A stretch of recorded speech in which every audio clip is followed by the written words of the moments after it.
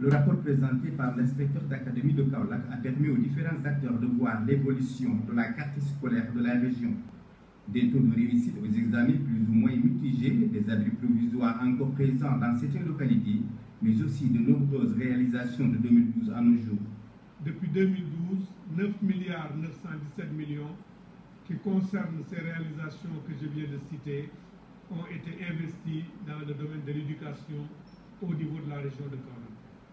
En perspective, il est prévu d'ici 2017 d'investir 7 milliards 789 millions, ce qui fera un total sur la période 2012-2017 de 17 milliards 700 millions qui seront investis.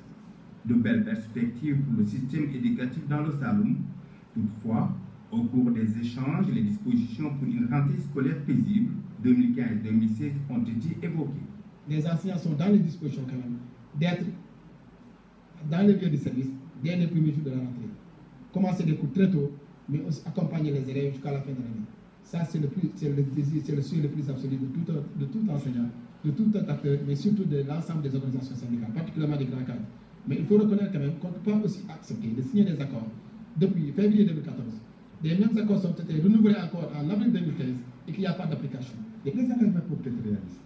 Les engagements peuvent être réalisables, mais ils ne peuvent pas l'être dans l'immédiat. Tous les deux points sur le visage innocent de nos enfants. Alors, vouloir pour nous, parents d'élèves, démontrer d'une stricte neutralité dans ce combat, c'est manquer à ses responsabilités, c'est fuir ses responsabilités. Nous devons, en parents d'élèves, de prendre notre part de responsabilité dans ce combat.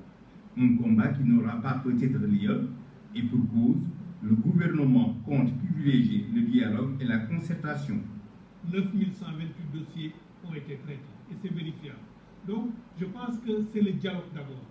Quand vous avez une série de préoccupations, vous vous rendez compte qu'un certain nombre de préoccupations ont été prises en charge.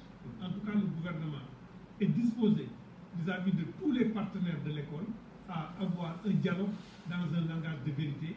Il y a les syndicats d'enseignants, les enseignants qui ont des préoccupations salariales, indemnitaires, légitimes certes, et il y a aussi les élèves, les parents d'élèves qui ont des préoccupations en termes d'abri provisoire qui sont légitimes. Le CRD de Kaolack a été aussi une occasion pour décorer des acteurs de l'école qui se sont distingués dans leur domaine d'activité. Serigne Mbaye Thiam a également visité quelques chantiers et infrastructures scolaires achevées.